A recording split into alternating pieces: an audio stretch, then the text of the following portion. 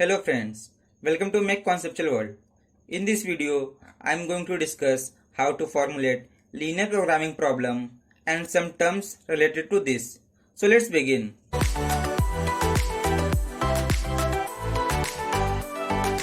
Linear Programming Problem, इसको short form में LPP भी बोलते हैं. So LPP is most widely used mathematical technique to optimize the problem. So जो optimisation का मीनिंग है ये क्वेश्चन पर डिपेंड करता है.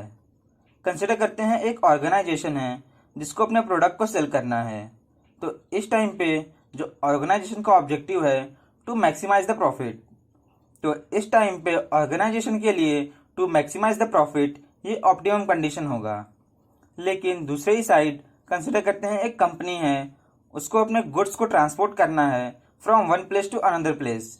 तो इस टाइम पे जो कंपनी का ऑब्जेक्टिव है to minimise the transportation cost. तो इस केस में कंपनी के लिए to minimise the transportation cost ये ऑप्टिमम कंडीशन होगा. तो इसी तरह जो एलपीपी टेक्निक है ये डिफरेंट फील्ड में यूज़ किया जाता है, जैसे कि production, transportation, planning and management. So जो एलपीपी है it also helps in decision making and planning for optimal allocation of limited resources. So जो रिसोर्सेज अवेलेबल है वो लिमिटेड होते हैं. सो लिमिटेड रिसोर्सेज में कैसे बेस्ट एलोकेशन करें to achieve the objective of the problem, इसमें एलपीपी टेक्निक मदद करता है. नेक्स्ट कुछ टर्म्स को डिस्कस कर लेते हैं रिलेटेड टू एलपीपी. तो जो फर्स्ट है ये है decision variable. So decision variable is a quantity जिसको हमें क्वेश्चन में डिटरमाइन करना है to attain our objective. So consider करते हैं दो प्रोडक्ट है ए एंड बी जिनको प्रोड्यूस करना है. सो कितने नंबर ऑफ ए और बी को प्रोड्यूस करना है ये है मेरा डिसीजन वेरिएबल. सो जो सेकंड है ये है objective function. So objective function it is an expression and function of decision variable. तो जो ऑब्जेक्टिव फंक्शन है ये मैक्सिमाइज टाइप भी हो सकता है और मिनिमाइज टाइप भी हो सकता है डिपेंडिंग अपॉन द प्रॉब्लम. सो जो प्रॉब्लम का ऑब्जेक्टिव है इसके लिए हम लोग ऑब्जेक्टिव फंक्शन का यूज करते हैं. नेक्स्ट जो थर्ड है ये है constraint. So constraint it is a type of restriction, क्योंकि जो रिसोर्सेस अवेलेबल है वो लिमिटेड होते हैं और लिमिटेड रिसोर्सेस में हमें बेस्ट एलोकेशन करना है, तो इसके लिए कंस्ट्रेंट का यूज किया जाता है. नेक्स्ट है नॉन नेगेटिविटी कंस्ट्रेंट. सो जो डिसीजन वेरिएबल है ये ऑलवेज या तो जीरो या तो ग्रेटर देन जीरो होना चाहिए, क्योंकि ये एक रियल लाइफ सिचुएशन को इंडिकेट करते हैं जो कि हमेशा पॉजिटिव क्वांटिटी रहेगी. जो ऑब्जेक्टिव फंक्शन एंड कंस्ट्रेंट है ये हमेशा linear function of decision variable होते हैं. इसका मतलब जो डिसीजन वेरिएबल का डिग्री है वो मैक्सिमम 1 होगा और ये क्वाड्रेटिक या तो क्यूबिक नहीं हो सकता. इसलिए लीनियर प्रोग्रामिंग प्रॉब्लम में लीनियर का टर्म यूज किया जाता है, मतलब जो ऑब्जेक्टिव फंक्शन और जो कंस्ट्रेंट है ये हमेशा लीनियर फंक्शन होंगे. Next is step two formulate LPP. तो जो फर्स्ट स्टेप है आइडेंटिफाई द डिसीजन वेरिएबल. उसके बाद second step write the expression of the objective function. Third step write different constraint as per the given condition. And fourth write non negativity constraint. So ये कुछ steps हैं जो कि help करेंगे to formulate the linear programming problem. So इसके बाद हम कुछ क्वेश्चन को डिस्कस करते हैं. ये एक क्वेश्चन है जिसको टेबुलर फॉर्म में दिया हुआ है. तो सबसे पहले इस क्वेश्चन को प्रॉपरली रीड करेंगे. A firm produces 3 products. These products are processed on 3 different machines. तो यहाँ पे 3 डिफरेंट प्रोडक्ट्स गिवन हैं और इनकी प्रोसेसिंग करनी है on different machines M1, M2 and M3. The time required to manufacture 1 unit of each products and daily capacity of 3 machine is given in table. So जो product 1 का processing है per unit उसका time दिया हुआ है. Similarly product 2 and product 3 और जो particular machine है उसकी पर डे की कैपेसिटी दी हुई है. तो मशीन 1 की पर डे की कैपेसिटी 940 मिनट पर डे है, मशीन 2 की 970 मिनट पर डे और मशीन 3 की 430 minute per day. It is required to determine the daily number of unit to be manufactured for each product. तो यहाँ पे क्या डिटरमाइन करना है, डेली नंबर ऑफ यूनिट्स। तो हमने यहाँ पे डिस्कस किया था जो डिसीजन वेरिएबल होता है उसको क्वेश्चन में डिटरमाइन करना होता है। तो जो daily number of unit of each product है ये मेरा क्या हो गया, डिसीजन वेरिएबल। तो यहाँ पे प्रोडक्ट 1, 2 एंड 3 है, तो इसके लिए हमें 3 डिसीजन वेरिएबल लेना पड़ेगा। तो इसको हम x1, x2 और x3 भी ले सकते हैं या कोई दूसरा वेरिएबल भी ले सकते हैं। The profit per unit of the product 1, 2 and 3 is 4, 8, 6 respectively. Formulate the LPP to maximise the profit. तो जो फर्स्ट स्टेप था डिसीजन वेरिएबल फाइंड करने का वो तो कंप्लीट हो गया। अब जो सेकेंड स्टेप है, राइट द ऑब्जेक्टिव फंक्शन। तो अब हम यहाँ पे क्या करेंगे, ऑब्जेक्टिव फंक्शन को लिखेंगे।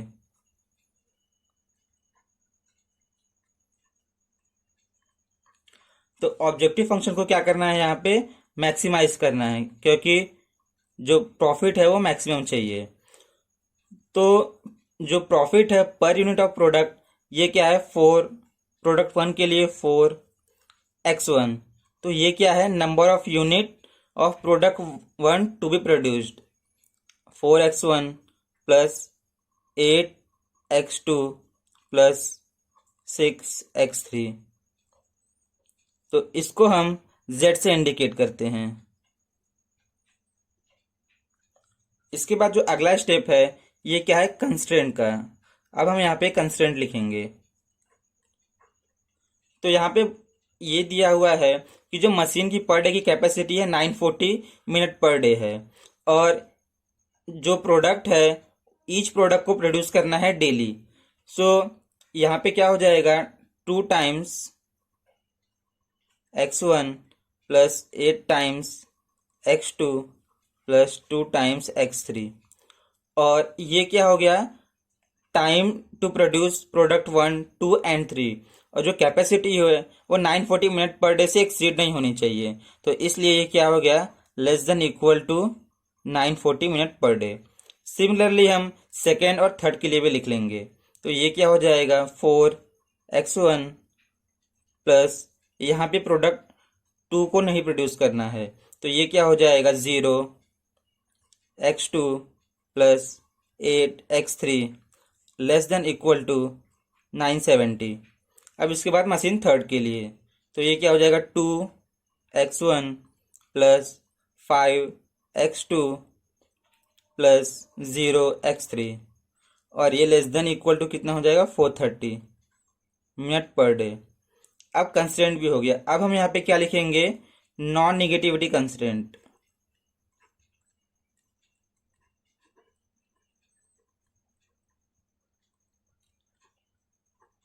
तो यहाँ पे जो डिफरेंट प्रोडक्ट हैं इनको मैन्युफैक्चर करना है।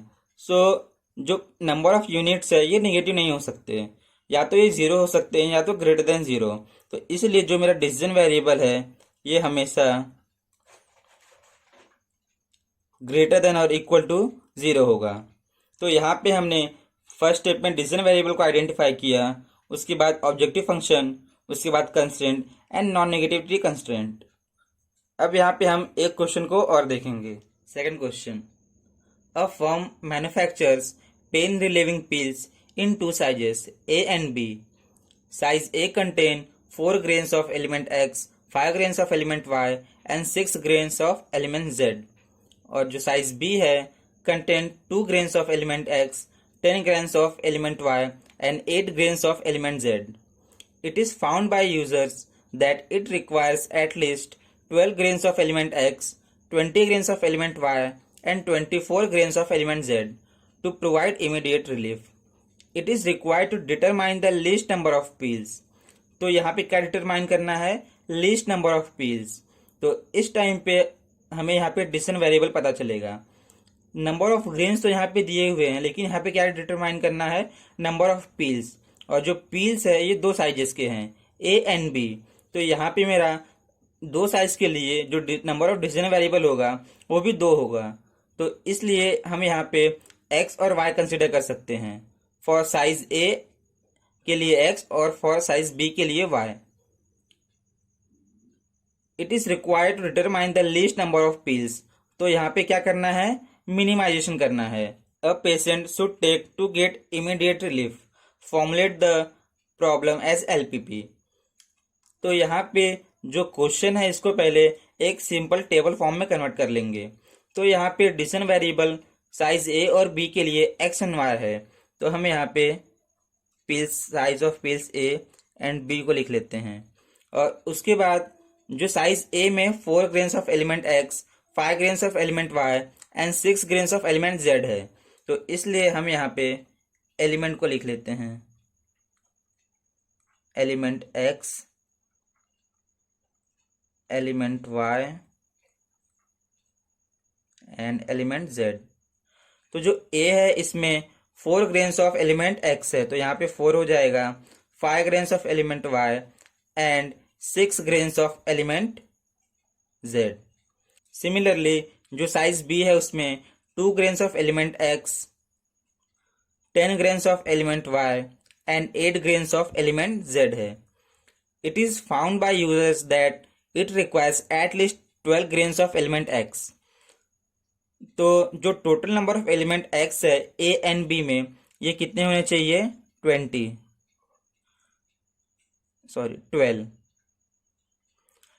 ग्रेन्स ऑफ एलिमेंट वाई, ये 20 and 24 grains of element Z. It is required to determine the least number of pills a patient should take to get immediate relief. तो हमें पहले यहाँ पे डिसीजन वेरिएबल मिल चुका, अब हम यहाँ पे ऑब्जेक्टिव फंक्शन लिखेंगे।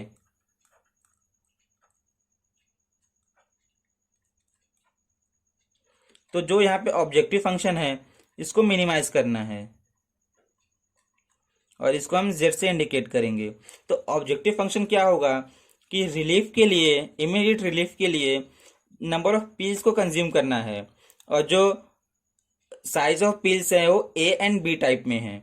तो इमीडिएट रिलीफ के लिए नंबर ऑफ पिल्स ए और नंबर ऑफ पिल्स वाई दोनों को कंज्यूम करना है टू गेट इमीडिएट रिलीफ, और ये क्वांटिटी मिनिमम होनी चाहिए। इसके बाद अब हम कंस्ट्रेंट को लिखेंगे। अब कंस्ट्रेंट में ये क्या हो जाएगा? 4 times of x1, 4 times of x plus 2 times of y। और जो एलिमेंट x है इसकी रिक्वायरमेंट कितनी है? 12। लेकिन यहाँ पे क्या दिया है? It is found by user that it requires at least, यहाँ पे एटलीस्ट वर्ड दिया हुआ है। तो यहाँ पे मतलब जो 12 है ये 12 से ग्रेटर भी हो सकता है, तो इसलिए यहाँ पे ग्रेटर देन और इक्वल टू का साइन होगा। ये 12 हो गया। अब इसके बाद सेकेंड ये हो जाएगा 5 times of x plus 10y, और ये क्या होगा? Greater than equal to 20। Similarly element z के लिए तो ये क्या हो जाएगा? 6x प्लस 8y, और ये हो जाएगा ग्रेटर देन इक्वल टू 24। अब इसके बाद हम नॉन निगेटिविटी कंस्ट्रेंट को लिखेंगे।